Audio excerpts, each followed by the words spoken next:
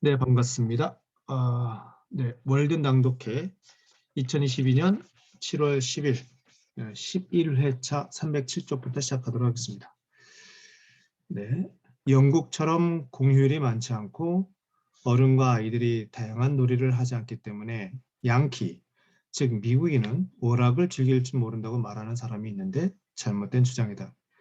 이곳 미국에서는 사냥과 낚시 같은 더 원시적이고 개인적인 놀이가 아직은 다른 오락에 자리를 내주지 않았기 때문이다.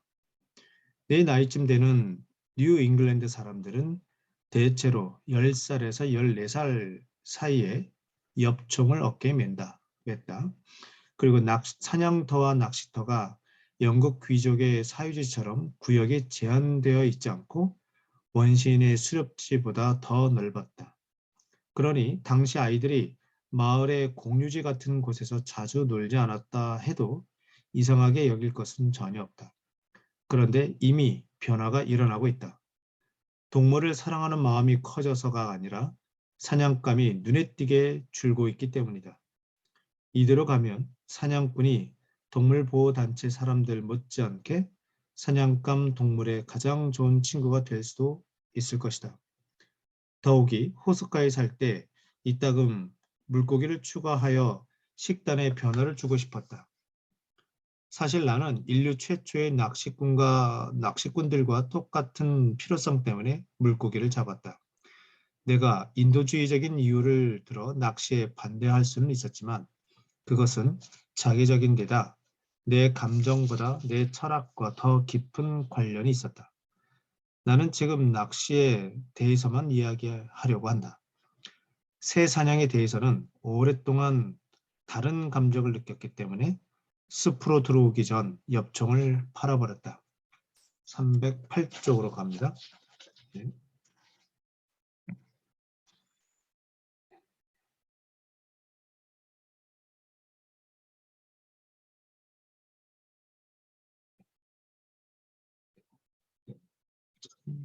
네. 308쪽. 네.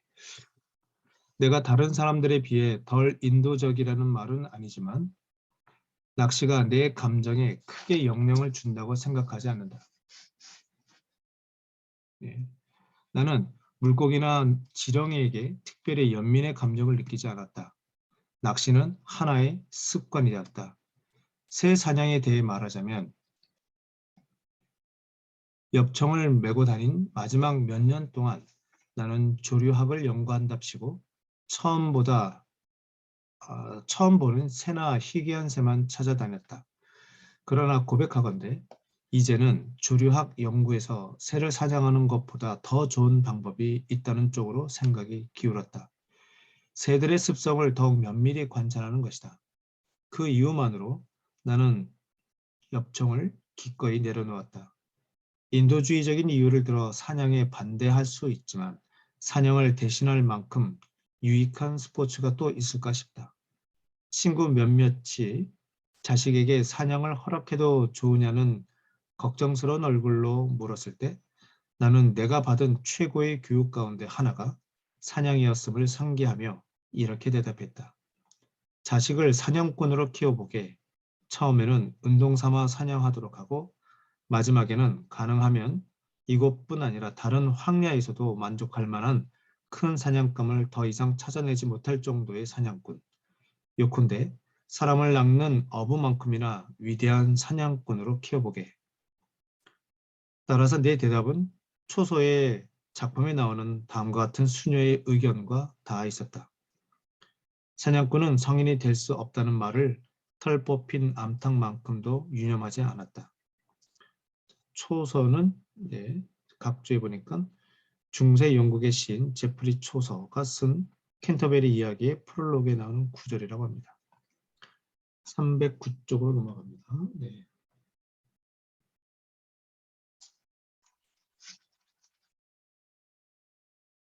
네.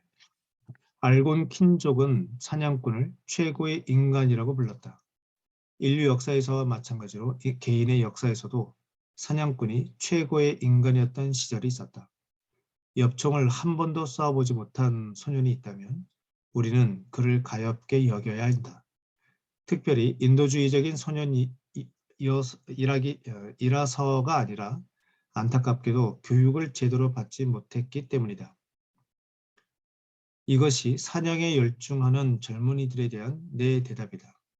나는 그들 또한 머지않아 사냥을 하지 않게 되리라고 믿는다. 인도주의적인 사람의 경우 누구나 철없는 소년 시절이 지나면 자신과 똑같은 권리로 생명을 이어가는 동물을 함부로 죽이지 못할 것이기 때문이다. 토끼도 궁지에 몰리면 어린아이처럼 운다. 세상의 어머니들에게 분명히 말하는데 내 연민은 인간과 동물을 차별하지 않는다. 네, 여기까지 한번 읽어보겠습니다. 이번엔 다른 분이 한번 좀 읽어보시죠. 잠시만요. 제가 잠깐 스톱하고 뿅. 네, 김치현 선생님 부탁드리겠습니다. 네. 젊은이는 흔히 이런 식으로 숲과 함께 자신의 근원적인 부분과 처음 만나게 된다. 처음에는 사냥꾼이나 낚시꾼으로 숲에 들어가고 그의 내면에 더 나은 삶의 씨앗이 있다면 마침내 시인이나 자연주의자로서 진정한 목표가 무엇인지 깨달으며 엽총과 낚싯대를 버린다. 이런 점에서 대다수 사람들은 여전히 그리고 영원히 미숙한 상태다. 어떤 나라에서는 사냥하는 목사를 흔히 목격할 수 있다. 그런 성직자는 선한 목자의 개는 될지언정 선한 목자와는 거리가 멀다. 나무를 베거나 얼음을 잘라내는 일 또는 그와 비슷한 일을 빼고 어른이든 아이든 우리 마을 사람들을 꼬박 한나절 동안 월든 호수에 붙잡아 둘 수 있는 것은 오로지 낚시뿐이라는 사실을 알고 놀란 적이 있다. 사람들은 한나절 내내 호수를 관찰할 기회가 있는데도 긴 줄에 가득 꿰을 만큼 물고기를 잡지 못하며 운이 없다거나 시간에 대한 보상을 충분히 받지 못했다고 생각하기 일쑤였다. 낚시의 부산물이 호수 바닥에 가라앉고 사람들의 목적이 순수해지려면 1000번쯤 호수를 찾아야겠지만 그런 정화 과정은 끊임없이 지속될 게 분명하다. 주지사와 주의회 의원들도 소년 시절 낚시를 다녔기 때문에 어렴풋이나마 월든 호수를 기억할 것이다. 하지만 이제 낚시를 다니기에는 나이가 지긋한 데다 지체의 높은 몸이라서 호수와 동떨어져 있다. 물론 그들도 죽어서는 천국에 가기를 기대한다. 주의회 사람들이 호수에 관심을 보인다면 이는 호수에서 사용되는 낚싯바늘의 수를 규제하기 위해서일 것이다. 그러나 입법기관을 믿기로 하여 호수 자체를 낚을 수 있는 낚싯바늘 중에 낚싯바늘에 대해서는 아무것도 모른다. 이렇듯 사람들은 문명사회에 살면서도 배아기 상태에 놓인 것처럼 인류 발달사의 수렵 단계를 제대로 통과하지 못하고 있다. 최근 몇 년 동안 나는 낚시를 할 때마다 자존감이 조금씩 떨어지는 것을 거듭 발견했다. 나는 낚시를 꾸준히 해왔다. 나는 낚시에 소질이 있고 많은 동료와 마찬가지로 낚시에 대한 어떤 본능이 이따금 되살아나지만 늘 낚시를 하지 말았더라면 좋았을 거라는 기분이 든다. 나는 내가 오인했다고 생각하지 않는다. 그것은 어렴풋한 암시이지만 아침에 맞는 첫 햇살도 어렴풋하기는 마찬가지다. 내 안에는 하등 동물의 본능이 내재되어 있는 게 분명하다. 그러나 전보다 더 인간다워지거나 더 지혜로워지지 않았는데 해가 갈수록 낚시하는 횟수가 점점 줄어들고 있다. 현재는 낚시를 전혀 하지 않는다. 하지만 원시림에 파묻혀 살아야 한다면 다시금 본격적으로 낚시와 사냥을 하고 싶어질 것이다. 더구나 물고기나 무태서 얻는 살코기에는 근본적으로 무언가 불결한 것이 있다. 이제 나는 집안일을 어디에서 시작해야 하는지, 그리고 온갖 악취와 쓰레기를 없애 집을 깨끗하고 아늑한 상태로 유지하기 위해 얼마나 많은 수고와 비용을 들여야 하는지 깨닫기 시작했다. 나 자신이 음식을 대접받는 신사인 동시에 부족한 주인이자 주방의 심부름꾼이자 요리사이기도 했기 때문에 이런 남다른 경험을 바탕으로 자신 있게 말할 수 있다. 내 경우 육식을 반대하는 실질적인 이유는 불결하기 때문이다. 물고기를 잡아 깨끗이 손질한 뒤 요리해 먹었지만 근본적으로 만족감을 느끼지 못했던 것 같다. 오히려 무의미하고 불필요하다고 느꼈으며 얻은 것에 비해 비용이 많이 들었다. 차라리 약간의 빵이나 감자 몇 개로 끼니를 해결했다면 수고도 덜 들고 불결하지도 않고 영양도 물고기에 뒤지지 않았을 것이다. 다수의 동시대인들처럼 나는 오랫동안 고기나 차나 커피를 거의 입에 대지 않았다. 그런 음식이 건강에 나쁜 영향을 끼친다는 사실을 알아서가 아니라 그저 꺼림직한 생각이 들었기 때문이다. 육식에 대한 거부감은 경험에 의한 결과가 아니고 일종의 본능이다. 옷을 검소하게 입고 소박한 식사를 하는 것이 여러 면에서 아름답게 여겨졌다. 완벽하게 실천하지 못했지만 내 상상력을 충족한 만큼은 검소하고 소박한 생활을 했다고 생각한다. 자신의 정신적 또는 시적 능력을 최상의 상태로 유지하려고 진지하게 노력해 본 사람이라면 육류를 멀리하고 어떤 종류의 음식이든 과식을 하지 않으려 했을 거라고 믿는다. 커비와 스펜스의 책에는 중요한 사실이 언급되어 있다. 주석 333번 영국의 곤충학자 윌리엄 커비와 윌리엄 스펜스가 써서 1815년 출간한 곤충학 입문 또는 곤충의 자연사적 요소들을 말한다. 성충이 된 어떤 곤충들은 음식을 섭취하는 기관을 갖추고 있는데 또 이를 사용하지 않는다. 두 곤충학자는 이렇게도 말했다. 일반적으로 성충 단계에 있는 곤충 대부분은 유충 때보다 먹이를 훨씬 덜 먹는다. 개걸스럽게 먹는 애벌레가 나비로 변하고 걸신 들린 듯 마구 먹어대는 구더기가 파리로 변한 뒤에는 꿀이나 단물 한두 방울로도 만족하게 된다. 나비의 날개 밑에 있는 배를 보면 유충 때의 흔적이 남아있다. 바로 이 배 부분이 맛있기 때문에 나비는 식충 동물들에게 곧잘 잡아먹힌다. 대식가는 유충 상태의 인간이다. 온 국민이 유충 상태인 나라도 있다. 그런 국민은 상상력도 없고 거대한 배만이 그들의 정체성이 무엇인지 보여줄 뿐이다. 네, 여기까지 읽을게요. 네, 수고하셨습니다. 자, 이번에는 유선학 선생님 괜찮으세요? 네, 오케이. 네. 상상력에 방해되지 않는 소박하고 정결한 음식을 준비하고 요리하는 일이 쉽지는 않다. 하지만 육체를 위해서만 먹는 것이 아니라 상상력을 위해서도 먹어야 한다고 생각한다. 육체와 상상력이 같은 식탁에 함께 앉아 있어야 한다는 이야기이다. 이런 일은 마음만 먹으면 얼마든지 가능하다. 과일을 적당하게 먹으면 식욕을 부끄러워할 일이 없고 가치 있는 일을 추구하는데 방해받지도 않는다. 하지만 음식에 지나치게 양념을 많이 첨가하면 몸에는 독이 될 것이다. 값비싼 산의 진미를 차려놓고 먹으면 사는 건 가치가 없다. 육식이든 채식이든 상관없이 날마다 다른 사람이 차려준 음식을 먹다가 거꾸로 직접 차려 먹는 모습을 남에게 들키게 되면 대부분 수치심을 느낄 것이다. 그러나 이런 생각이 바뀌지 않는 한 우리는 결코 문명이 되지 못한다. 설령 신사와 승려일지라도 진정한 남자와 여자는 아니다. 우리는 여기서 어떤 변화가 일어나야 하는지를 분명하게 알 수 있다. 상상력이 왜 살폭이나 비계의 조화를 이룰 수 없느냐고 묻는 것은 부질없는 일이다. 나는 그저 그들이 조화를 이루지 못한다는 사실에 만족한다. 인간이 육식동물이라는 것은 치욕이 아닐까? 물론 인간은 다른 동물을 잡아먹어야 살고 실제로 그렇게 하면서 살아가고 있다.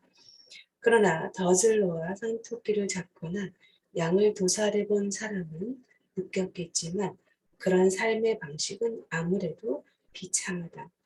지금보다 덜 해롭고 오히려 건강에 좋은 음식을 먹고 사는 방법을 가르쳐주는 사람이 있다면 인류의 은인으로 존경받을 것이다. 내 식생활이 어떻든 인류는 점점 발전함에 따라 언젠가는 육식 습관을 버리게 될 테고 이것이 곧 인류의 운명이라고 믿는다. 이는 미개한 부족이 문명화된 사람들과 접촉하면서 식인 풍습을 버리는 것만큼이나 확실하다. 누구나 주어진 천군의 속삭이는 아주 희미하지만 끊임없는 목소리에 귀 기울이면 그것이 진실로 들려 어떤 극단, 심지어 광기에 이끌릴지도 모른다. 하지만 의지와 믿음이 강해질수록 우리가 나아갈 방향은 그쪽이라는 걸 깨닫게 된다. 심신이 건강한 사람이 희미하지만 확실하게 느끼는 거부감은 결국 인류의 주장과 관습을 압도하게 될 것이다. 자기 천문을 따르다가 잘못된 길을 걸은 사람은 아무도 없다. 천문을 따른 결과로 몸이 허약해졌을지라도 유감스럽다고 말할 수는 없을 것이다. 그것이 더 높은 삶의 원칙에 부합하기 때문이다. 우리가 낮과 밤을 기쁘게 맞이한다면, 그래서 우리 삶이 꽃이나 싱싱한 허브처럼 향기를 내뿜고 더 유연해지며 별처럼 더 빛나고 더 영원해진다면 그야말로 성공한 삶이라. 모든 자연이 우리를 축복하고 우리는 시시각각 스스로 축복할 명분을 얻게 될 것이다. 가장 큰 이득과 가치는 인정받기 어렵다. 우리는 그런 이득과 가치가 존재한다는 사실을 쉽게 의심하고 잊어버린다. 그것들은 최고의 현실이다. 아마도 가장 놀랍고 가장 현실적인 사실들은 결코 인간 사이에 전달되지 않을 것이다. 내가 일상생활에서 얻는 진정한 의미에서의 수확은 아침이나 저녁의 빛깔처럼 손으로 만질 수 없고 말로 표현할 수도 없다. 그것은 내 손에 잡힌 소량의 우주먼지이자 내가 움켜쥔 무지개 조각이다. 여기까지 네, 읽으려고 하는데요. 네. 다 읽고 나서 질문을 할까요? 아니면 질문 하세요. 어떤 이야기를 하고 싶으신데요? 조금 후에. 아, 왜냐면 예, 네, 이따가 지금 맥락을 놓쳤네요. 네, 좀 네, 이따 말씀드릴게요. 알겠습니다. 자, 이번에 이제 이준범 선생님 괜찮으세요?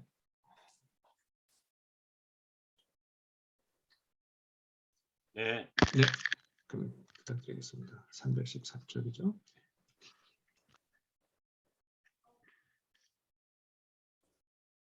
그러나 나는 유별나게 식성이 까다로운 적이 없었다. 필요하다면 튀긴 사양쥐도 맛있게 먹을 수 있었다. 나는 오랫동안 술 대신 물을 마셔온 것을 기쁘게 생각하는데 이는 아편중 독자의 천국 같은 하늘보다 자연 그대로의 하늘을 더 좋아하는 것과 같은 이유이다.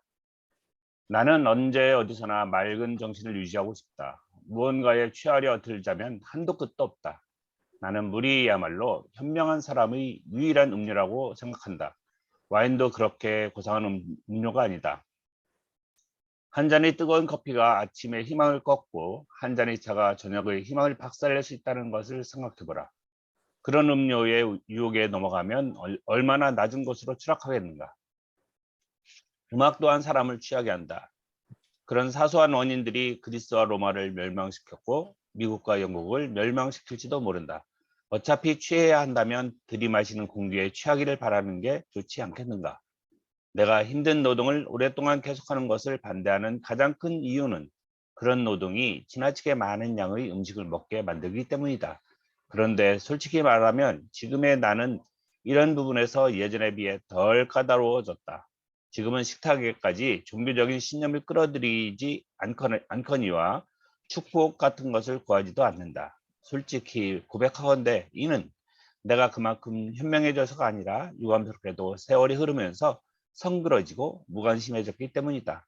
아마 사람들 대부분은 시에 대해 그렇듯 그런 문제는 젊은 시절에만 관심을 기울일 것이다.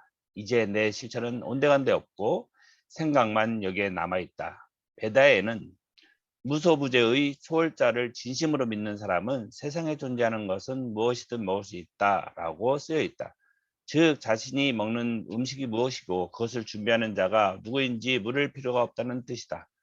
나는 스스로 그런 특혜를 받은 사람이라고 생각하지 않는다. 그리고 어느 인도인 해설자가 말했듯 그 같은 특혜는 곤궁한 시기로 한정되어 있다는 것을 간과해서는 안 된다.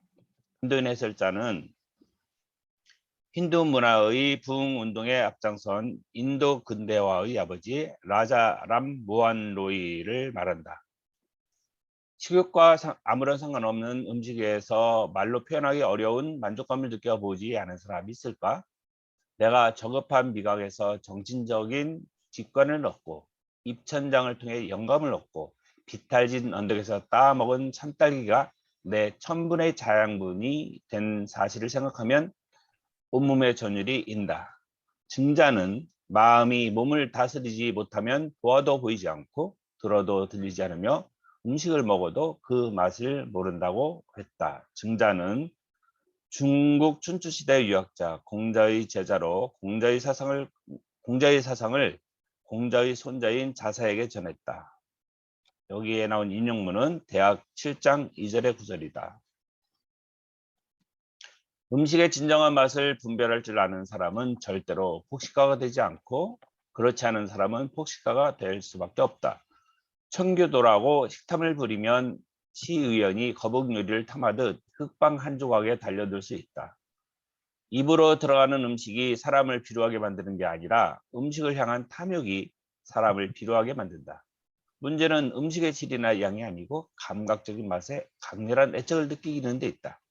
우리가 먹는 음식이 우리의 동물적 생명을 유지하거나 우리의 정신적인 삶에 영감을 주는 양식이 되지 못하고 우리를 좀먹는 벌레의 먹이가 된다면 이는 분명히 문제이다.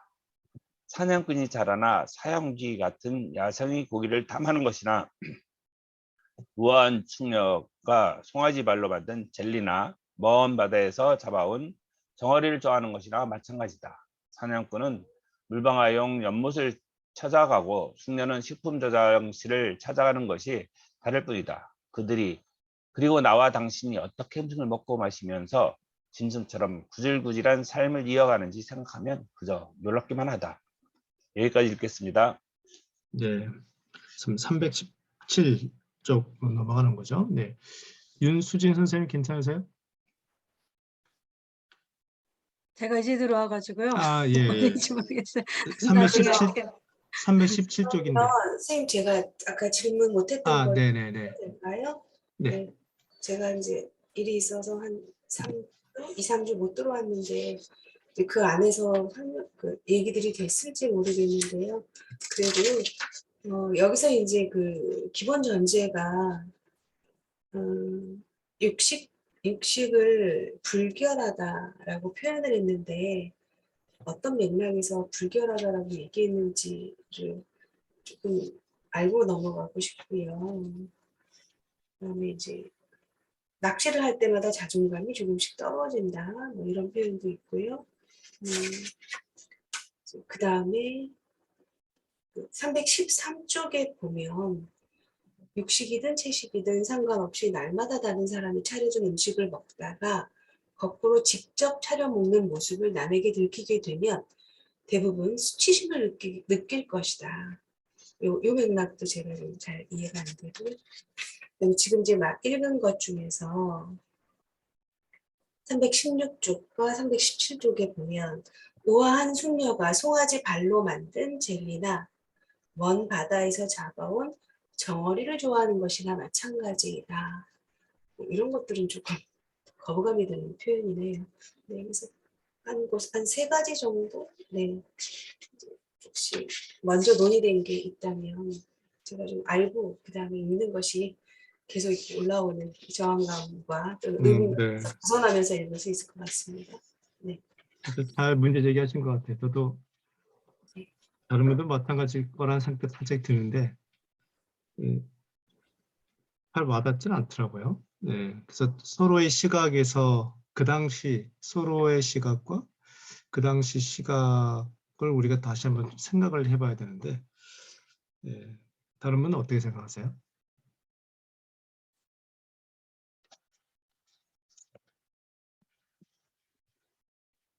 계속 읽어 나가면 좀 이해가 되나 싶어서 저도 계속 읽고 있는 중이긴 한데.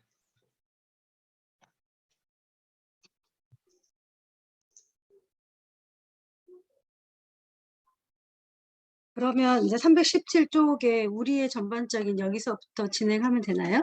네, 그러긴 하는데요. 지금 뭐 그 잠깐 생각해 봅시다 해서 이제 그 제기를 해주신 거라서 혹시 예, 요 내용에 대해서 한번 좀 의견을 좀 주실 분이 계시나 싶어서 한번 잠깐 브레이크 한 겁니다. 아마 생명을 죽인다는 거에 대해서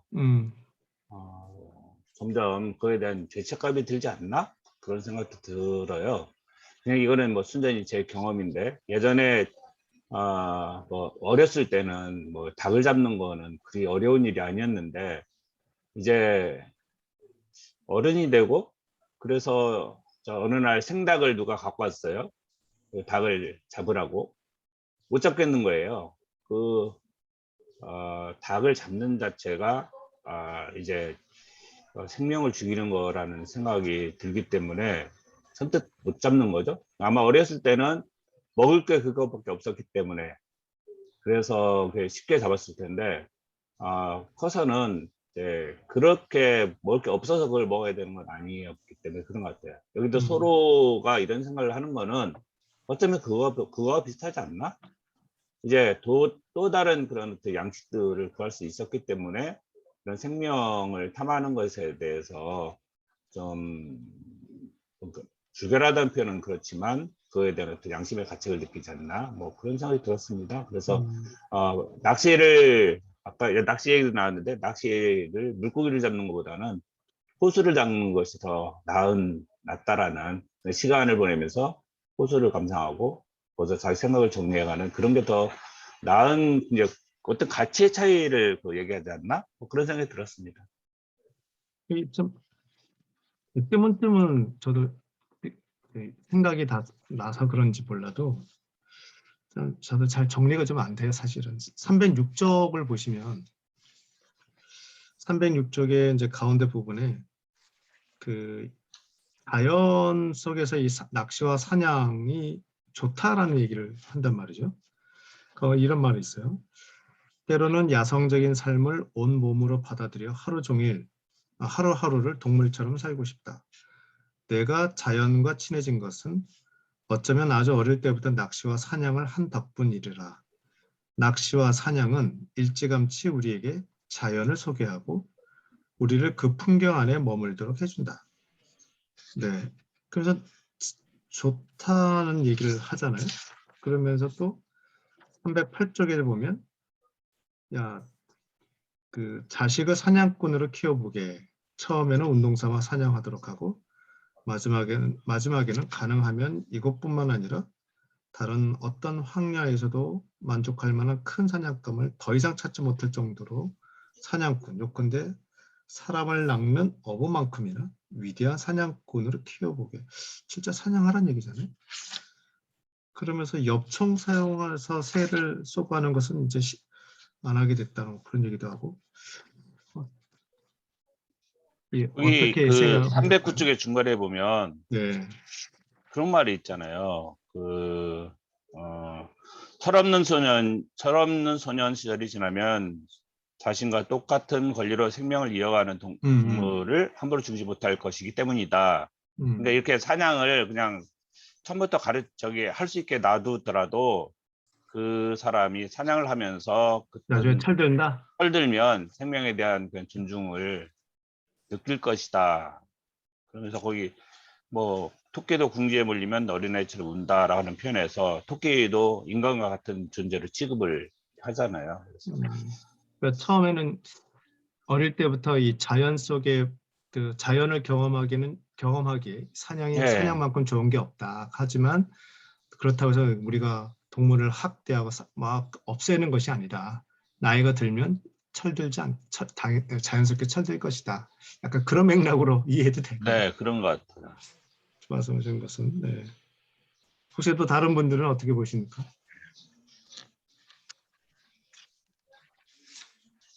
죄책감이라고 얘기했다면 제가 아마 이의를 제기를 안 했을 수도 있을 텐데 불결하다라고 표현을 했거든요. 그렇다면 이거는 조금 더 결이 좀 다른 의미라는 생각이 좀 들었어요. 이제 그래서 낚시를 할 때마다 자존감이 조금씩 떨어진다는 것은 왜 그럴까요? 예, 그래서 이제 그거는 제가 아까 이제 말씀드렸던 건데 그러게요. 자존감이 떨어지는 거는 지금 이제 이준평 교장 선생님 말씀과 정창권 박사님 말씀대로 쭉 이어보니까 네, 그런 어떤 서술의 전환 속에서 자존감이 좀 사라진다는 건 저는 오히려 이해가 되거든요. 똑같은 인간과 같은 존재로 동물도 이렇게 여기면서 그렇다면 같은 인간과 인간에서의 어떤 그 행위 속에서 인간의 가치 뭐 이런 것들을 어기는 것이 되는 거니까 자존감이 떨어진다는 건 글쎄 저는 지금 좀 이제 차라리 이해가 되는데 불결하다, 죄책감이 든다라고 했으면 제가 아까도 말씀드렸지만 이의를 제기 안 했을 텐데 불결하다는 표현을 했거든요. 네. 그게 어디쯤에 있었죠? 조금 더 결이 다른 311쪽에 있어요. 311쪽. 중간 조금 아래. 내 경우 육식을 반대하는 실질적인 이유는 불결하기 때문이다. 그래서 그것도 제가 좀만 더 말씀드리면 제가 저기 이 시대쯤보다는 또 더 뒤에 시절에 관한 그 영화를 본 적이 있는데 영화 제목은 잘 생각이 안 나요. 근데 이제 거기 보면 이제 그 자기 홀로 산속에 들어가서 지금 자연인처럼 산속에 들어가 사는데 근데 먹을 게 없어요. 그래서 이제 사냥을 해요. 사냥을 하는데 아무런 냉동실이 없잖아요. 잡으면 바로 썩어버려요. 바로 썩기 때문에 일단은 이제 내장을 전부 다 이제 긁어내고 이제 살코기만 저기 하는데 보관하는데 이것도 며칠 못 가요. 파리가 들끓고 그래요. 그래서 뭐 굴 속에 감춰놨는데도 불구하고 파리가 들끓어갖고 결국은 한 3일도 못 돼서 그 고기를 다 버릴 수밖에 없어요. 그러니까 지금 관점하고는 다른 것 같아요. 그러니까 고기를 잡아도 보관이 안 되기 때문에 금방 위생적으로도 불결하고 뭐 파리가 꼬이고 이런 거를 아마 봤을 것 같아요. 근데 식물은 그거보다 좀 더 오래 보관할 수 있잖아요. 그래서 지금과는 다른 관점으로 한번 생각해 보면 더 좋을 것 같습니다. 근데 이제 그 뒤에 보면 어떤 표현이 있냐면 물고기를 잡아 깨끗이 손질하는데 요리해 먹었지만 근본적으로 만족감을 느끼지 못했다. 오히려 무의미하고 불필요하다고 느꼈다. 이런 표현이 있거든요.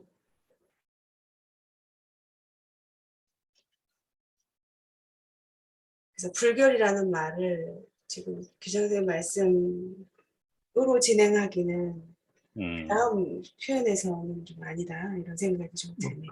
그러니까 위생적으로 좀 불결한데 그런 거. 근데 그 불결함이 아니라 만족감을 느끼지 못하고 무의미하고 불필요함에서 오는 불결함이거든요. 지금 이 서술에 보면. 네. 그러니까 그렇게까지 위생적인 것을 감수하면서 먹을 만한 것이냐. 그래서 만족감을 못 느낀 게 아닐까 그런 생각도 드네요. 저는 옛날에요. 이제 네네. 네, 그 시골에서 살면, 그러니까 뭐라 그러지, 자급자족적인 삶을 살게 되면, 또는 이제 자연과도 서로 피해를 주지 않는 뭐 그런 상황에서 살게 되면 과연 어떤 삶을 택할까 뭐 이런 생각한 적이 있거든요. 그러면 이제 노년에 만약에 시골에 들어가서 살면 산양을 한 마리 길러서 우유를 짜먹고 닭을 길러서 계란만 먹어야 되겠다 이런 생각했어요. 그러니까 그 단백질이 이제 부족하다면 그것과 콩과 이거면 충분하지 않을까 이렇게 생각하면서 다른 것들은 그 불편하고 폭력적인 게 아닌가 막 이런 생각했었거든요. 근데 약간 여기 월든에서 말씀하시는 거 보면 그러니까 그런 부분에서의 만족감은 아닐까 이런 생각도 들어요. 그리고 너무 불필요하다. 다른 것들 잡아서 그렇게까지 하는 게 불필요하다. 이런 뭐 개인적인 생각이 아닐까.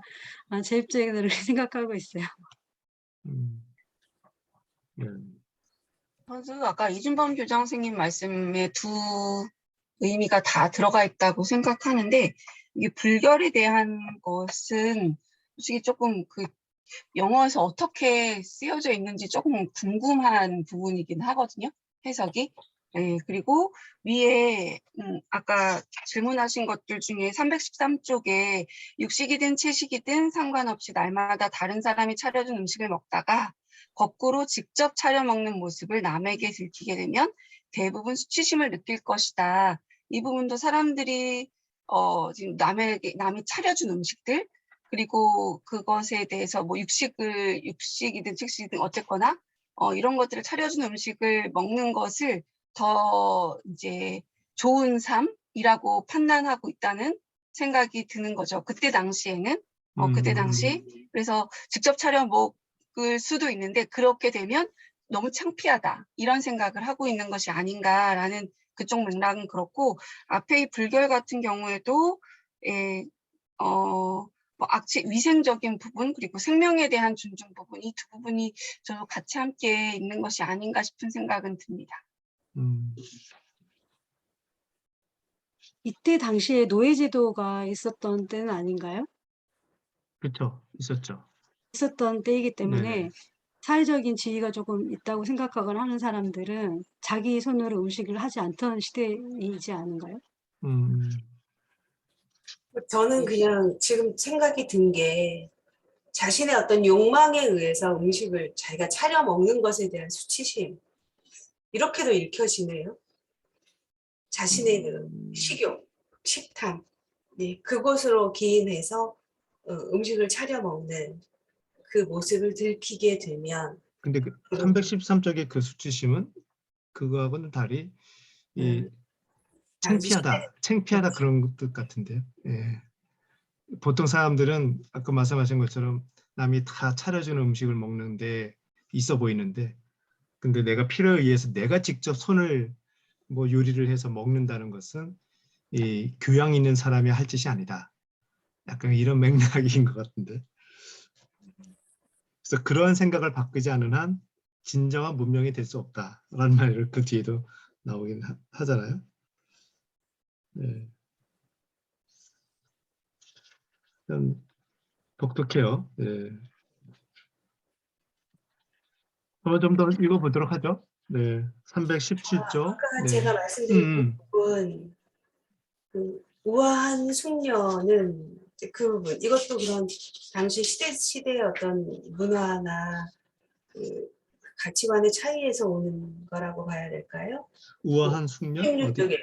316쪽 끝에. 316쪽 끝에. 16쪽 끝에.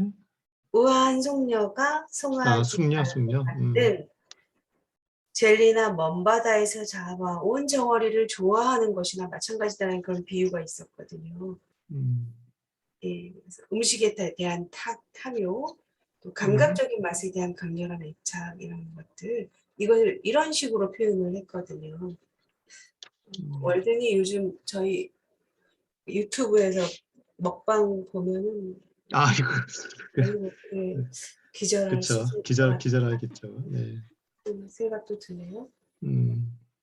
이것도 그 당시 문화나 이런 것들로 봐야 될까요?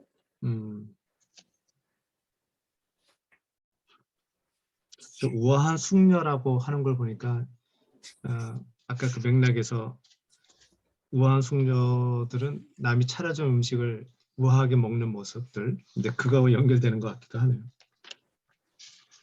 그런데 그 숙녀는 송아지 발로 만든 젤리, 먼바다에서 잡아온 정어리를 좋아한다. 여기서는 누가 차려주고 안 차려주는 얘기는 아닌 것 같아요. 그래서 네, 아무튼 요 문을 갖고 네, 고맙습니다. 제 생각에는 저 잘 모르겠는데요. 정확하게 잘 모르겠는데 숙녀가 송아지 발로 만든 그러니까 젤리나 정어리로 만든, 그러니까 젤리로 만든 그 높은 구두 있잖아요. 구두의 그 쿠션. 네, 젤리가 들어가고 정어리로 뭐 파우치나 화장품 쪽으로 이런 것들을 혹시 만들지 않나요? 요즘에도 왜 곤충의 뭘 가지고 립스틱을 만들고 막 그러는 거를 좀 봤는데, 그래서 그런 부분을 얘기하는 게 아닐까? 막 이런 생각도 좀 드네요. 상상이에요, 생각. 네. 저는 여기서 좀 쓸데없는 탐욕을 얘기하는 거 네, 아닌가 네, 이런 생각이 들었어요. 그러니까 네, 굳이 맞아요. 야생의 고기까지 먹을 필요 있냐, 뭐 사양지까지 잡아먹을 필요 있냐, 그리고 굳이 그 송아지 발까지 그걸까지 해서 젤리를 만들어 먹을 필요가 있냐. 굳이 가까이서 뭐, 먼 바다에서 예, 맞아요. 갖고 온 거를 먹을 수 있느냐. 그리고 이제 먹거나 송아지라면 이게 새끼잖아요. 맞아요. 네. 예, 예, 그러네요. 맞아요. 소도 아니고. 송아지는 새끼라서 이게 제가 송아지는 태어난 지 몇 주 안에 있는 것만 송아지라고 하고 저 어렸을 때 저희 아버지가 그걸 이 송치라고 하거든요. 어린 이제 송아지를 송치라고 하는데 그것을 가지고 만든 음식을 굉장히 즐겨하셨어요. 어린 나이에도 왜 저렇게 어린 송아지를 먹지? 이제 그때는 뭐 이런 어떤 생명 의식에 대한 존중감 이런 것도 없었기 때문에 근데 그럼에도 불구하고 그 어린 나이 초등학생도 안 된 제 머릿속에는 왜 저런 걸 드시지? 라는 생각을 했었거든요. 이것이 무엇이든 간에 진짜 무분별한 탐욕? 이런 부분에서 윤수진 선생님 말씀대로 그렇게 봐도 되지 않을까 싶습니다. 그런데 왜 우아한 숙녀라고 했을까요? 네, 조금씩 이해가 좀 되네요. 다시 보니까 안 보였던 단어도 보이고. 네. 읽겠습니다, 이제. 네, 네. 우리의 전반적인 삶은 놀랄 만큼 도덕적이다. 미덕과 악덕 사이에 단 한순간의 휴전도 없다. 선은 결코 실패하지 않는 유일한 투자다. 온 세상에 울려 퍼지는 하프의 선율이 우리를 감동시키는 것은 바로 그런 사실을 강조하기 때문이다. 하프는 우주라는 보험회사를 위해 우주의 법칙을 소개하는 외판원이고 우리가 베푸는 자그마한 선행은 지불해야 할 보험료다. 젊은이는 결국 감각이 무뎌지겠지만 우주의 법칙은 결코 무뎌지는 법 없이 언제나 감수성이 예민한 사람 편에 서 있다. 바람이 불면 귀를 기울여 꾸짖는 소리를 들어보라. 그 소리를 듣지 못하면 불행한 사람이다. 하프 현을 건드리거나 현을 괴는 받침대를 옮기면 어김없이 매력적인 도덕의 선율이 흘러나와 우리를 사로잡는다.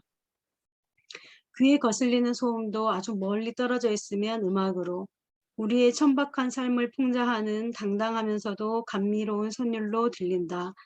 우리의 고결한 본성이 잠들수록 우리 안에 짐승이 깨어나는 걸 우리는 알고 있다. 짐승의 속성은 비열하고 관능적이어서 완전히 몰아낼 수 없다. 마치 우리가 건강하게 살아있을 때도 우리 몸을 점령하는 기생충 같다. 우리는 그것을 멀리 할 수 있어도 바꾸지는 못한다. 짐승의 속성은 독자적인 활력을 지니기 때문에 우리가 건강하더라도 순수해지지 못할까 봐 걱정이다. 얼마 전 돼지의 아래 턱뼈를 주었다. 하얗고 건강한 이빨과 엄니가 박힌 턱뼈를 보고 정신적인 요소와 구별되는 동물적인 건강과 활력이 존재할 거라고 생각했다. 이를테면 이 피조물은 절제와 순수가 아닌 다른 수단으로 번성해 오지 않았을까 하는 생각이 들었다. 맹자는 아주 사소한 차이가 사람과 금수를 구분한다. 보통 사람들은 그 차이를 금세 잃어버리지만 군자는 그것을 깊이 새겨 간직한다 라고 말했다. 순수한 경제에 이르면 어떤 삶을 살게 될지 누가 알겠는가? 순수가 무엇인지 가르쳐 줄 만큼 지혜로운 사람이 있다면 나는 당장이라도 찾아 나설 것이다. 정신이 신에게 가까이 다가가기 위해서는 욕망을 억제하고 육체의 외적 감각을 통제하는 힘과 좋은 행실이 반드시 필요하다라고 베다는 가르치고 있다.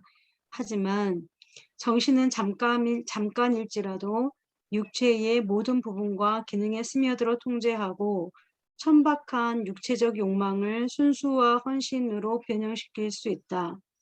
생식 에너지는 우리가 방탕할 때 헛되이 낭비되고 우리를 불결하게 만들지만 절제할 때는 우리에게 활력과 영감을 준다. 순결은 인간에게 꽃이다. 이른바 천재성, 영웅적 자질, 성스러움 등은 순결이라는 꽃을 통해 맺어진 열매일 뿐이다. 순결의 수로가 열리면 인간은 곧장 신에게로 흘러간다. 순수함은 우리에게 영감을 주고 불순함은 우리를 낙담의 구렁텅이에 빠뜨린다.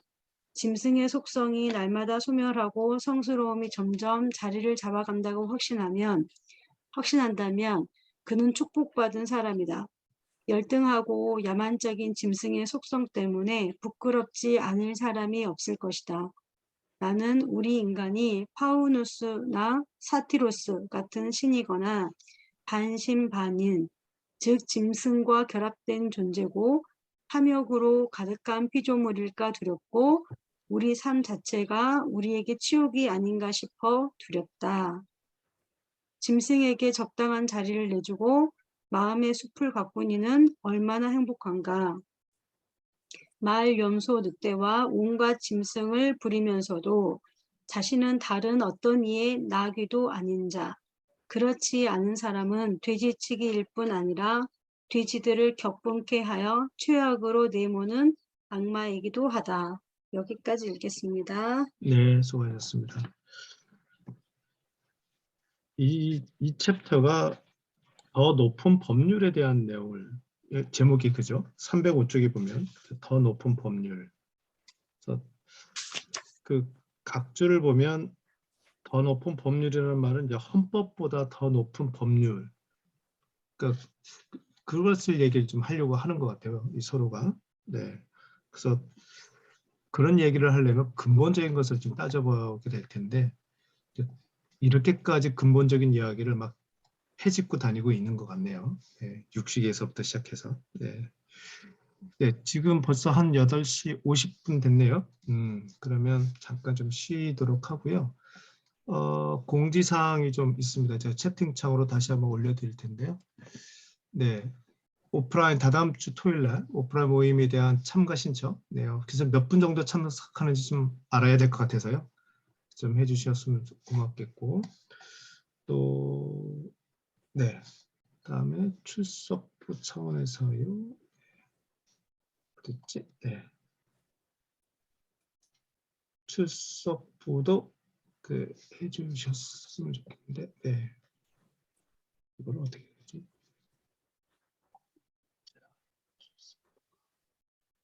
네.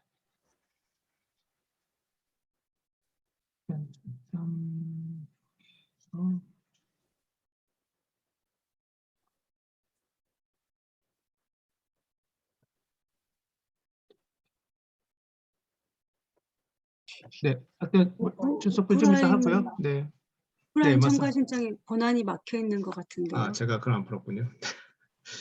네, 그래서 수정을 좀 해서 응답받기. 지금 뭘 건드려야 되지? 조직에 관련된 뭐 거기만 허용된다고 뜨는데. 아, 그렇게 했군요, 제가. 아, 이제 됐습니다. 네, 이제 다시 리프레시 하시면 아마 입력하실 수 있을 거예요. 네, 그러면 8시 50분입니다. 9시 한 5분까지 쉬도록 좀 할게요. 네.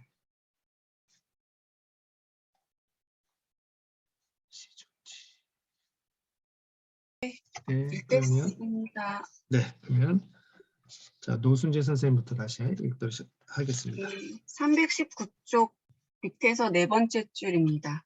네. 육체적 쾌감을 얻으려는 모든 욕망은 여러 형태로 나타나지만 결국 하나다.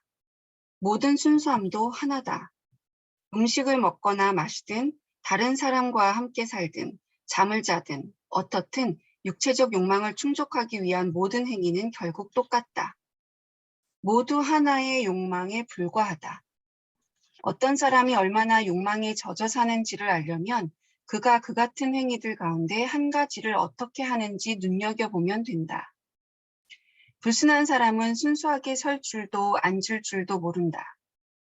파충류는 굴의 한쪽 출입구를 공격당하면 다른 출입구에서 모습을 드러낸다.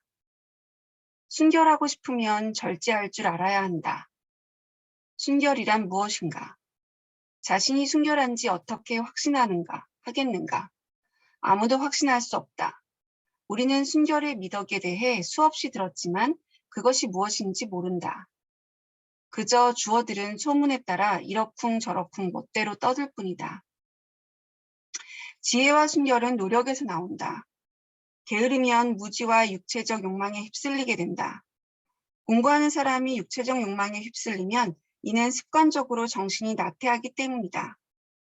순결하지 못한 사람은 십중팔구 게으른 사람이고 난로가를 떠날 줄 모르는 사람이고 해가 떴는데 누워있는 사람이고 피곤하지도 않은데 휴식을 취하는 사람이다. 불결한 상태와 온갖 죄악을 피하고 싶으면 부지런히 일해야 한다. 마구간이라도 청소해야 한다. 타고난 본성을 극복하는 것은 대단히 어려운 일이다. 그래도 반드시 극복해야 한다. 이교도보다 순수하지도 욕망을 자제하지도 종교적이지도 못하면서 어떻게 기독교도라고 하겠는가? 내가 알기로 이교도들의 종교라도 그 가르침이 우리를 부끄럽게 만들고 단순한 의식의 수행에 불과해도 새로운 노력을 하도록 자극하는 것이 많다. 나는 이런 말을 하기가 좀 꺼려진다. 이야기의 주제 때문이 아니다. 나 자신의 불순한 면을 그대로 드러내지 않고는 말할 수 없기 때문이다. 나는 내가 쓰는 말이 얼마나 외설적인지는 그다지 신경 쓰지 않는다. 우리는 어떤 형태의 육체적 욕망에 대해 거리낌 없이 말한다. 그러면서 어떤 형태의 육체적 욕망에 대해서는 침묵으로 일관한다. 우리는 너무 타락한 탓에 인간 본성의 필수적인 기능에 대해 솔직하게 말할 줄 모른다. 옛날 어느 나라에서는 모든 신체 기능에 대해 경건하게 이야기하도록 법률로 정하기까지 했다. 인도의 입법자는 아무리 하찮은 것일지라도 쉽게 외면하지 않았다. 339번 주석 고대 인도의 만우법전을 만든 것으로 알려진 전설상의 인물 만우를 말합니다. 현대인의 취향에 거슬릴 수 있겠지만 그는 먹고 마시는 법, 남녀가 함께 사는 법, 대소변을 배설하는 법 등을 가르침으로써 비천한 것을 드높였다. 그는 그런 행위들을 경시함으로써 위선적으로 스스로를 높이지 않았다. 모든 인간은 온전히 자기만의 방식으로 자신이 숭배하는 신에게 바칠 육체라는 이름의 사원을 짓는 건축가다. 그 대신에 대리석을 망치로 두들겨 그 사원에서 빠져나올 수는 없다. 우리는 모두 조각가이자 화가이고 우리가 쓰는 재료는 우리 자신의 살과 피와 뼈다. 고결함은 인간의 용모에 품위를 더하고 천박함이나 감각적인 욕망은 그것을 짐승처럼 바꾸어 놓는다. 9월의 어느 날 저녁, 존 파머는 고된 하루 일을 마친 후 자기 집 문간에 앉아서도 마음은 여전히 일에 매달려 있었다. 그가 목욕을 끝내고 문간에 앉은 것은 지적인 욕구를 충족하고 싶어서였다. 날씨가 꽤 쌀쌀했고 이웃들 몇몇은 서리를 걱정하고 있었다. 그가 꼬리에 꼬리를 무는 생각에 휘둘릴 때 누군가의 피리 소리가 들렸다. 그 소리는 그의 기분과 잘 어울렸다. 하지만 그는 일에 대한 생각에서 벗어나지 못했다. 생각은 머릿속을 계속 맴돌았고 그는 의지와 상관없이 새로운 일을 계획하고 궁리하고 있다는 걸 알았지만 애써 신경 쓰지 않았다. 그것은 피부에서 떨어져 나가는 비듬이나 마찬가지였다. 한편 피리 소리가 그가 일했던 곳과는 다른 세계에서 그의 귓속을 파고들어 내면에 잠들어 있는 어떤 능력을 위한 일을 제안했다. 피리 소리는 그가 사는 거리와 마을과 주를 조심스럽게 마음에서 몰아냈다. 어떤 목소리가 속삭였다. 그대는 영광스러운 삶을 살 수 있는데 어째서 이런 곳에 머물며 남루하고 고되게 사는가? 별들은 이곳이 아닌 다른 들판 위에서도 똑같이 반짝이고 있지 않는가? 그런데 그는 과연 어떻게 이런 환경에서 벗어나 다른 곳으로 옮겨갈까? 그가 생각해낼 수 있는 방법은 새로운 금욕 생활을 실천하고 정신이 몸속 깊숙이 내려와 육체를 구원하게 하며 자신을 더욱 소중히 여기면서 살아가겠다고 다짐하는 것뿐이었다. 예, 여기까지 읽겠습니다. 네, 수고하셨습니다. 그 좀 더 높은 법률이라는 법률, 예, 더 higher law라고 하는 요 맥락이 좀 좀 다가오시나요? 네. 그다음에 주제가 이제 동물 이웃들로 넘어가는 거죠. 323쪽. 네. 이 원문을 찾았던 김에 한번 제목을 보니까 애니멀 네이버스가 아니고요. 그냥 브루트 네이버스가 되어 있습니다. 예. 그러니까 이 브루트란 말은 이 좀 거친 어떤 뭐랄까 야만적인 사람과 또 동물을 다 의미를 하는 거죠. 그러니까 아기자기 예쁜 뭐 닭이나 달걀을 염두에 두고 이제 닭을 키우는 이런 개념이 아니고 동물농장 그런 개념이 아니고 좀 거친 느낌이 좀 있네요. 되게 거친. 네. 그러한 예, 사항입니다. 채팅창에 예, 실화 바탕으로 한 영화 대학 채팅창에 우리 이진모 선생 올려주셨네요. 대학을 졸업한 학생이 산속에 들어와 야생으로 살다 버텨내지 못하고 죽은 이야기예요. 예, 인투 더 와일드. 네, 그런 내용도 있네요. 그렇습니다. 이번엔 노대원 선생님 괜찮으신가요? 네, 읽겠습니다. 네. 네, 동물 이웃들. 가끔 마을 반대편에서 마을을 지나 내 집을 찾는 낚시 친구가 있다. 그 친구와 함께 저녁거리인 물고기를 낚는 것은 저녁을 함께 먹는 일만큼이나 사교적인 활동이었다. 은자, 요즘 세상이 어떻게 돌아가고 있는지 궁금하군. 3시간이나 지났는데 소기나무 위로 메뚜기 한 마리 지나가는 소리도 듣지 못했어. 매 부들기들도 둥지에서 잠이 들었나 봐. 날갯짓 소리도 들리지 않는 걸 보면 말이야. 조금 전 숨 너머에서 들려온 건 정으로 열리는 농부의 나팔 소리였나? 일꾼들이 삶은 고기와 사과술과 옥수수빵을 먹으러 밭에서 나오고 있겠군. 네, 잠시만요. 여기 갑자기 그 숙자도 아니고 은자가 나오잖아요. 예. 이 은자의 뜻이 뭐냐면 그냥 운둔자란 뜻입니다. 네. 여기 보니까 hermit라는 단어를 썼네요. A person living in a solitude as a religious discipline. 그러니까 네, 그런 맥락입니다. 그 뒤에 보면 이 숙자가 아니고 은자와 대꾸를 이루는 사람이 시인이 나옵니다.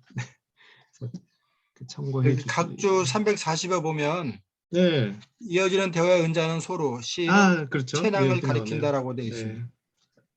나왔네요. 그죠? 네. 네. 좋습니다. 계속 읽어주시죠.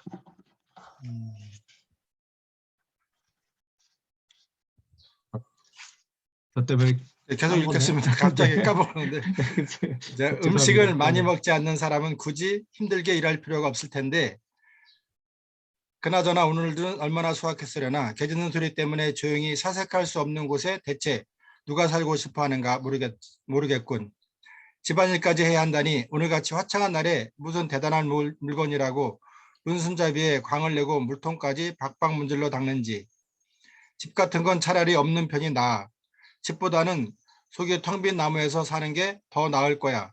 그러면 아침에 찾아오는 사람도 없고 막자짓거나 저녁 식사 자리도 없을걸. 텅 빈 나무를 두드리는 건 딱따구리뿐이겠지. 사람들은 너무 몰려 살아. 사람이 많은 곳에 해가 비치면 더 더워. 그렇지 않아도 다들 허덕이며 사는데 말이야. 나는 그렇게 살고 싶지 않아. 내게는 방금 샘에서 길어온 물이 있고 선반에 통밀빵 한 덩어리도 있어. 그거면 충분히 하잖아. 잠깐, 나뭇잎 바스락거리는 소리가 들리는군. 마을에 굶주린 개나 사냥 본능에 이끌려 숲으로 나오는 소리인가? 아니면 이 숲에서 실종되었다는 돼지가 내는 소리일까? 비가 내린 뒤 바닥을 보니까 돼지 발자국이 나 있던데 말이야. 무언가 빠르게 다가오는군. 북나무와 찔레나무가 흔들리고 있어. 아, 시인, 자네였군 그래. 오늘은 세상 돌아가는 꼴이 어떤가? 시인, 저 구름을 봐. 하늘에 어떻게 떠 있는지 말이야. 오늘 내가 본 것 중에서 가장 멋진 광경이지. 저런 광경은 옛날 그림에도 외국에도 없을 거야. 스페인의 해안가에 있을 때가 아니면 저런 건 볼 수 없을걸? 그야말로 진짜 지중해의 하늘이지. 나도 먹고 살아야 하는데 오늘은 먹는 게 없으니 낚시를 할까 생각했어. 그나마 시인에게 딱 맞는 일이 아닌가? 낚시는 내가 배운 유일한 재주야. 자, 어서 함께 가자고. 은자, 자네 제안을 거절할 순 없지. 빵도 곧 떨어질 테니까 기꺼이 가겠어. 지금은 명상을 마무리하는 중이야. 거의 끝나가니까 잠시 나 혼자 있게 해줘. 그리고 지체되지 않도록 자네는 그동안 미끼를 찾았으면 해. 퇴비를 주지 않아 이 근처 흙에는 지렁이가 별로 없을 거야. 거의 멸종된 상태라고 볼 수 있지. 배고프지 않을 때는 지렁이를 잡는 일도 낚시 못지않게 재미있어. 오늘은 그 재미를 지내 자네 혼자 실컷 누리라고. 저기 흔들리는 물레나물이 있지. 그곳 땅콩밭을 삽으로 파헤쳐봐. 김을 매듯 풀뿌리 사이를 살짝 들여다보면 세 폭이 건너 지렁이 한 마리 정도는 나올 거야. 틀림없어. 좀 더 멀리 가고 싶으면 그렇게 해도 괜찮아. 좋은 미끼는 거의 거리의 제곱에 비례하여 늘어난다는 걸 아니까 하는 말이야. 은자, 혼잣말로 가만히 있자. 내가 어디까지 생각하다 말았지? 대강 이런 생각을 했던 것 같은데 세계는 이 같은 상황에 놓여 있다는 생각 말이야. 지금 천국에 갈 것인가 아니면 낚시를 하러 갈 것인가? 이 명상을 끝내면 이런 좋은 기회가 또 올까? 그 사물의 본질 속으로 녹아들어갈 것 같은 기분인데 난생 처음 느끼는 기분이야. 내가 생각했던 것들이 두 번 다시 내게 돌아오지 않을까 두렵군. 조금이나마 효과가 있다면 휘파람이라도 불고 싶어. 생각한 것들이 들어오도록 말이야. 생각들이 내게 무언가를 제안하면 잠시 생각을 좀 해볼게 라고 말하는 게 현명한 짓일까? 아무튼 내 생각들은 자체도 없이 사라졌고 그래서 나는 그 생각들이 지나간 길을 찾을 수 없게 됐어. 내가 무슨 생각을 했더라? 오늘은 안개가 자욱하게 낀 날이었어. 공자의 세 문장으로 된 말을 떠올려보자. 그러면 아까 했던 명상 상태로 되돌아갈 수 있을 테니까 그게 우울한 상태였는지 무화경에 빡 빠졌는 상태였는지 모르겠는 걸 기억할 것 같은 기회는 단 한 번뿐이야. 네, 네, 여기까지 읽겠습니다. 네, 수고하셨습니다. 자, 이번엔 이유미 선생님 괜찮으신가요? 예.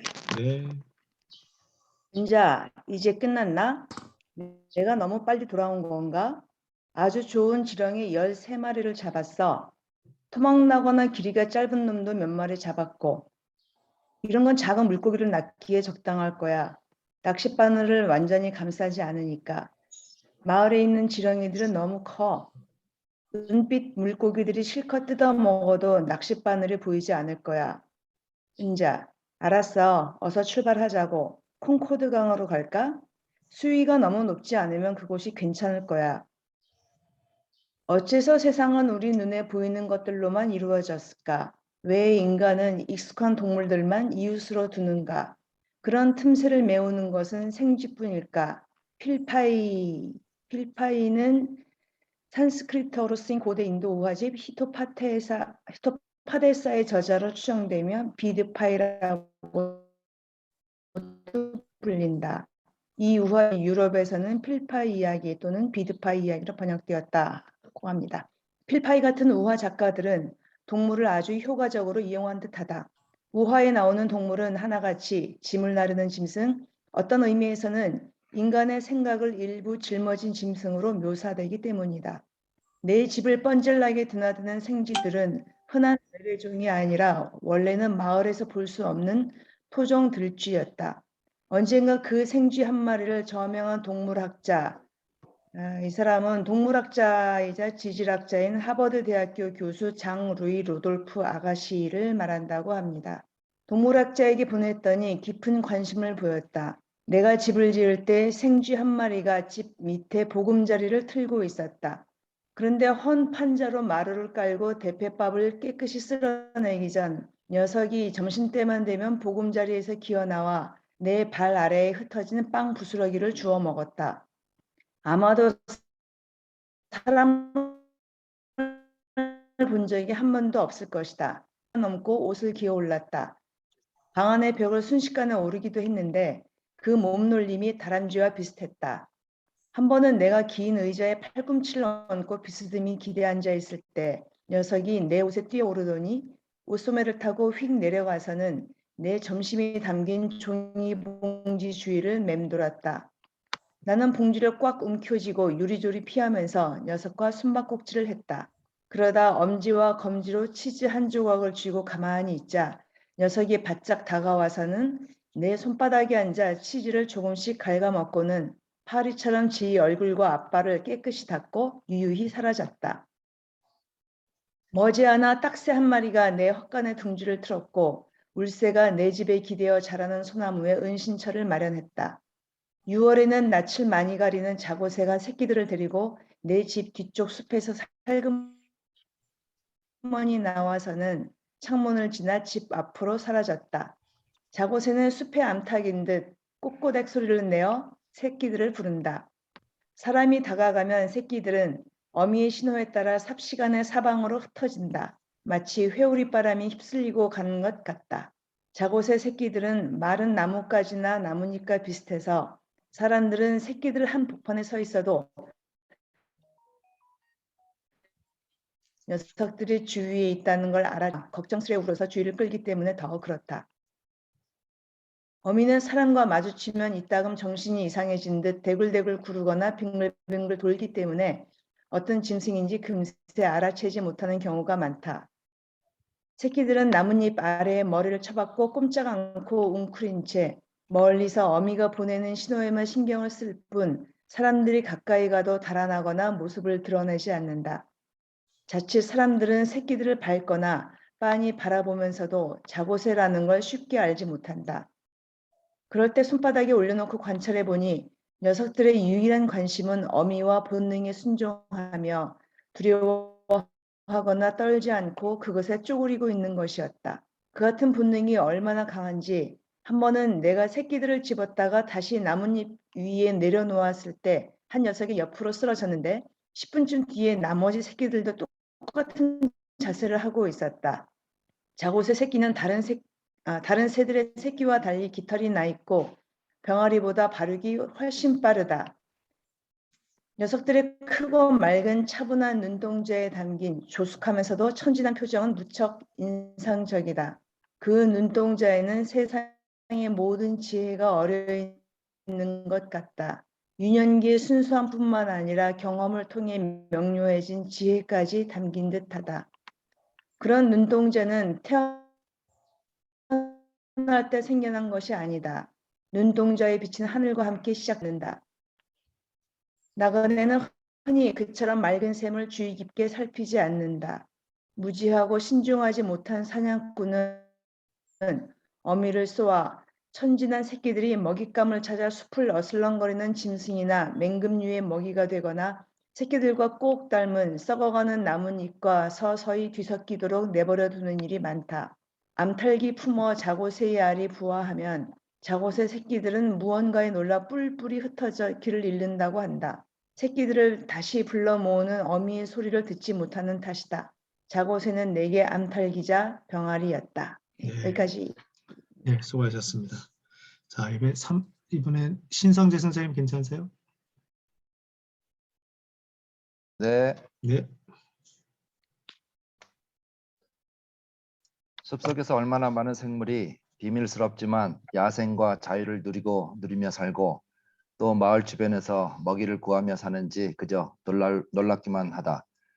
그들의 존재를 눈치채는 이는 사냥꾼들 뿐이다. 수달은 여기에서 얼마나 한적하게 살고 있는지. 다 자라면 몸길이가 120cm쯤 되어 어린 사내 아이만 하지만 아마 흙빛이나마 수달을 본 사람은 없을 것이다. 나는 전에 내 집 뒤쪽 숲에서 너구리를 보았는데 10중 8구는 밤마다 녀석의 울음소리를 들었을 것이다.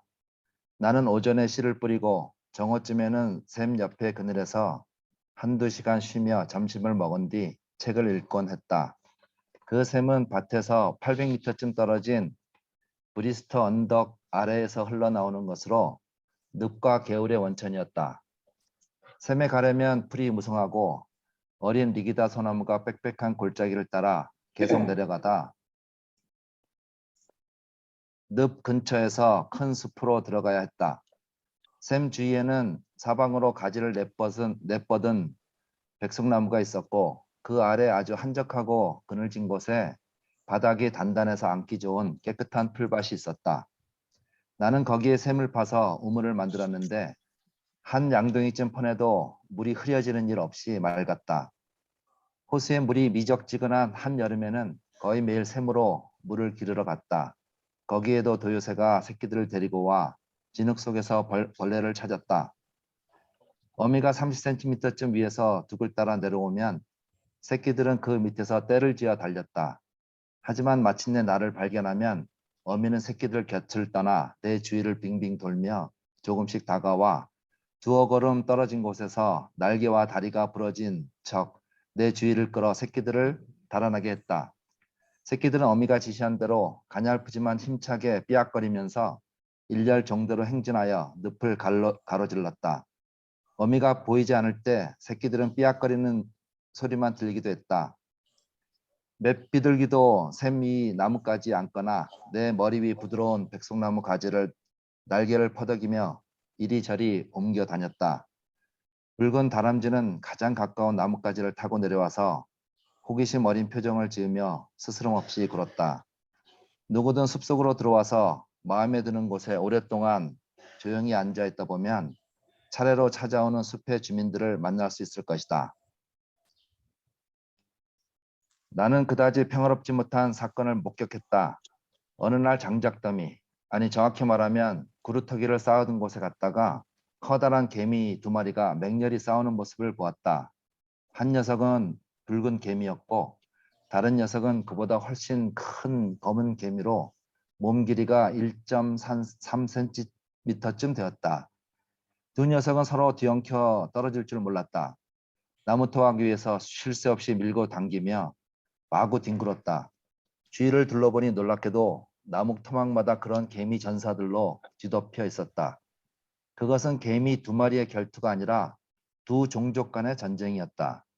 붉은 개미와 검은 개미가 대결하는 형세였지만 붉은 개미 2마리가 검은 개미 1마리를 공격하는 경우도 많았다. 이들 미르디돈 군단이 줄을 보시면 아킬레스와 함께 트로이 전쟁에 참전한 테살리아의 호전적인 종족으로 미드리도는 그리스어로 개미를 뜻하는 미르메크스에서 유래한 말이라고 합니다. 이들 미르미돈 군단이 장작을 쌓아둔 야적장의 언덕과 계곡을 뒤덮었고 땅에는 이미 전사했거나 죽어가는 붉은 개미와 검은 개미가 널려 있었다. 그것은 내가 목격한 유일한 전투였고 전투가 벌어지는 동안 내가 발을 디뎌본 유일한 전쟁터였다. 그야말로 대사륙전이었다. 붉은 공화주의자와 검은 제국주의자가 목숨을 걸고 벌이는 치열한 전투였음에도 내 귀에는 아무 소리도 들리지 않았지만 인간 전사도 그처럼 필사적으로 싸우지는 않았다. 나는 나무 토막 사이에 양집 아린 자그마한 계곡에서 서로 엉겨 붙어 있는 2마리의 개미 전사를 지켜보았다. 한낮이었는데 둘은 해가 질 때까지, 아니 숨이 끊어질 때까지 싸울 태세였다. 그 전쟁터에서 몸집이 작은 붉은 전사는 적의 가슴에 착 달라붙어 바이스처럼 꽉 조인 채 몸부림치며 이리저리 뒹굴면서도 적의 더듬이 하나를 한순간도 놓지 않고 뿌리 근처까지 물고 늘어졌다. 검은 개미의 다른 더듬이 하나는 이미 잘려서 땅에 떨어져 있었다. 힘이 더 센 검은 개미는 붉은 개미를 떨쳐내려고 몸을 좌우로 마구 흔들러댔다. 좀 더 가까이 다가가서 살펴보니 붉은 개미도 다리 몇 개가 잘려 나가고 없었다.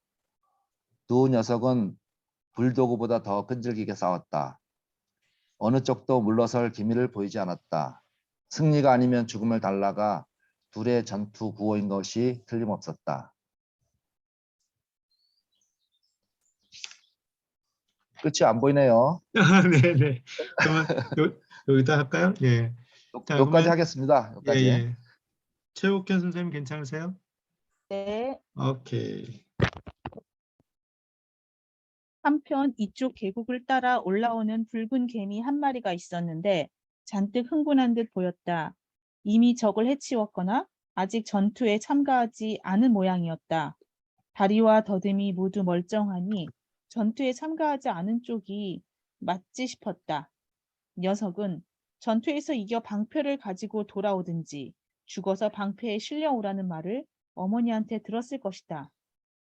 어쩌면 아킬레우스 같은 용사로서 홀로 떨어져 분노를 사기다 친구인 파트로클로스를 구하거나 그의 원수를 갚으려고 왔는지도 모른다.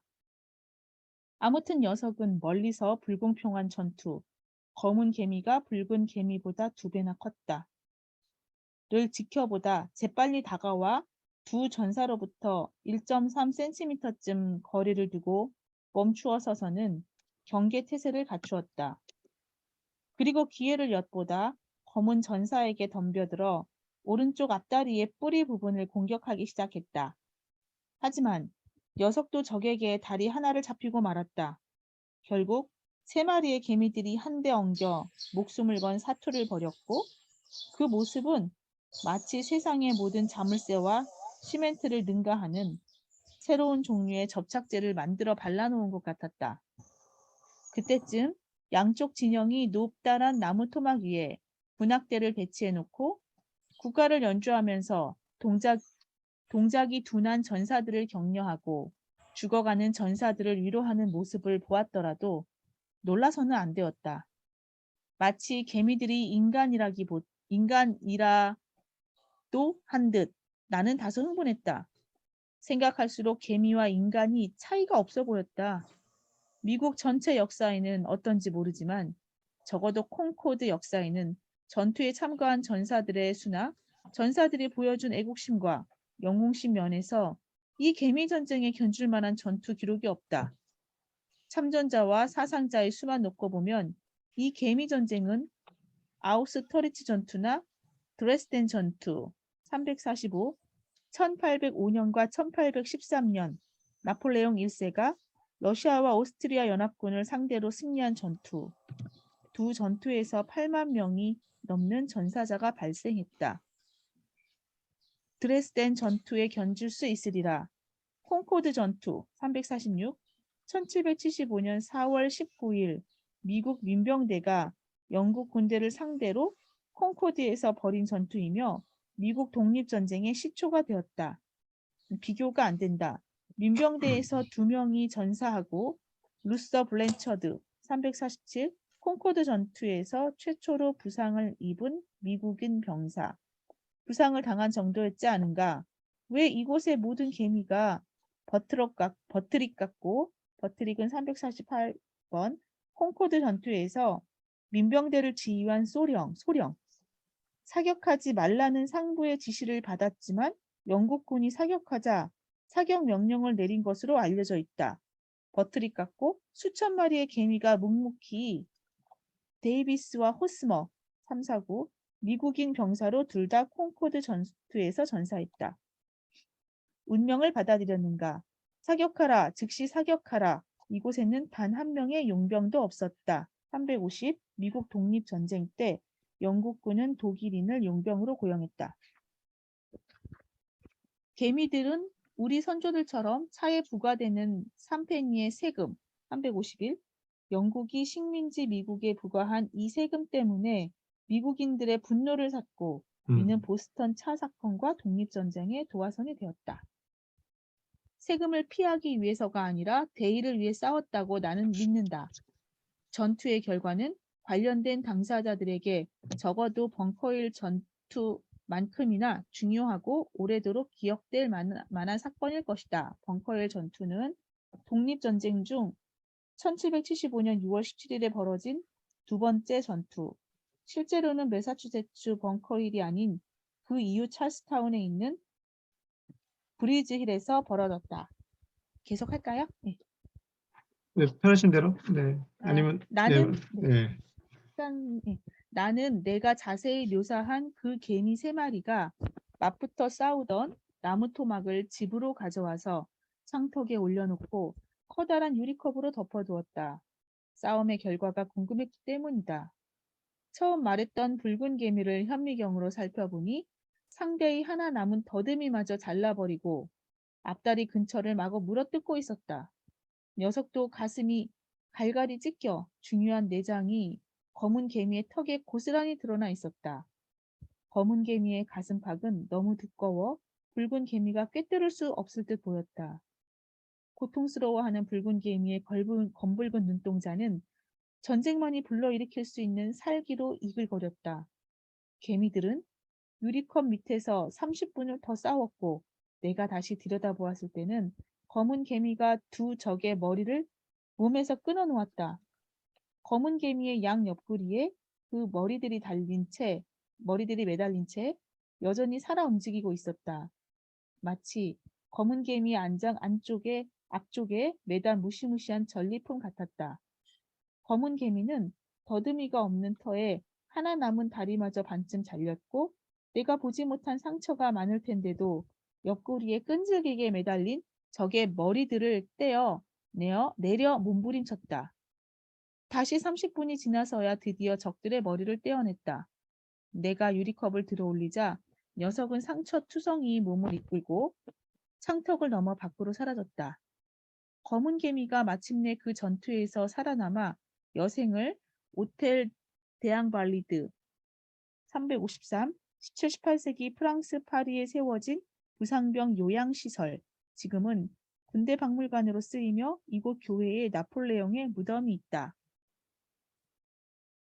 오텔 데앙발리드에서 보냈는지 어땠는지는 모른다. 아무튼 녀석이 지닌 불굴의 정신도 그 후로는 별로 쓸모가 없었을 것 같았다. 나는 어느 쪽이 승리했고 전쟁의 원인이 무엇인지 알아내지 못했다. 그러나 인간이 벌이는 전투에서나 볼 수 있는 처절하고 잔혹한 사륙 장면을 바로 집 앞에서 목격한 그날 하루 동안 내 마음은 착잡하고 괴로웠다. 커비와 스펜스는 개미들의 전투가 오래전에 알려진 데다 그 역사까지 기록되어 있지만 현대의 저술가 중 개미 전투를 목격한 사람은 후버뿐이라고 했다. 후버 354, 피에르 후버, 스위스의 곤충학자. 두 사람은 이렇게 말했다.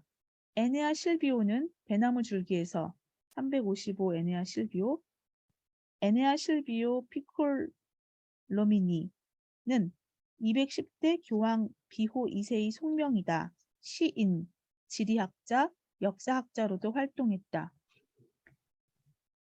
배나무 줄기에서 큰 종과 작은 종의 개미들이 끈질기게 싸우는 장면을 상세히 기록한 뒤 이 싸움은 교황 에우제니오 4세 시대의 유명한 법률가인 에우제니오 4세는 356, 본명은 가브리엘 제 콘들메르, 207대 교황으로 1431년부터 1447년까지 재임했다.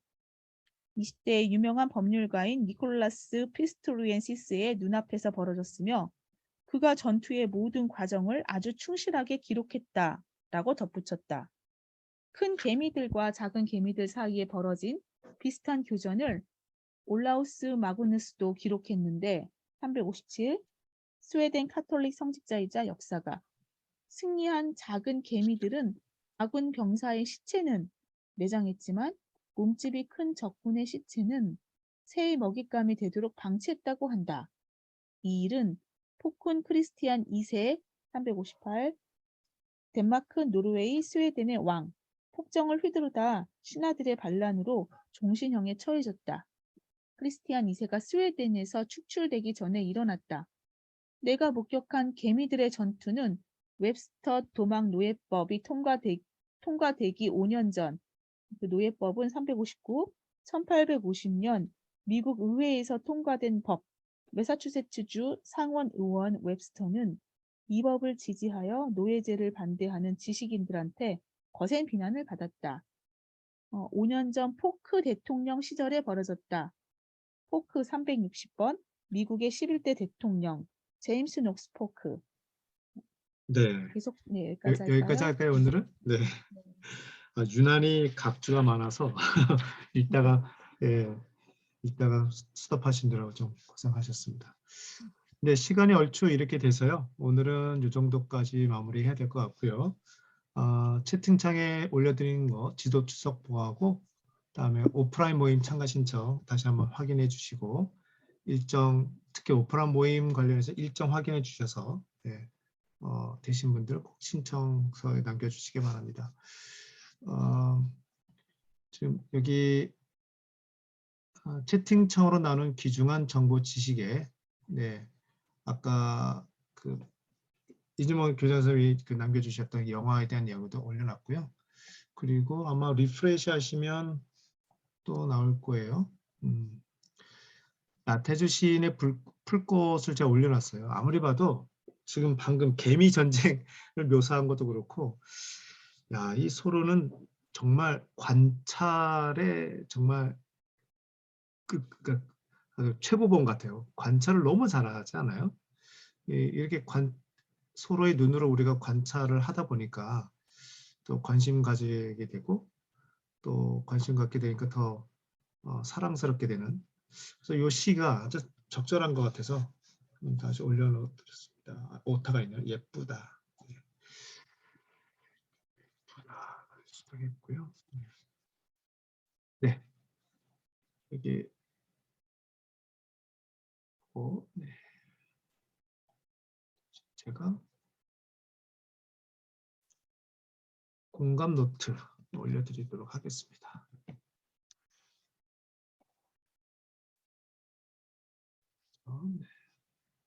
그러면 오늘은 오늘 이것으로 2022년 7월 10일 11회차 월든 낭독회를 마치도록 하겠습니다. 수고하셨고요. 남은 시간 동안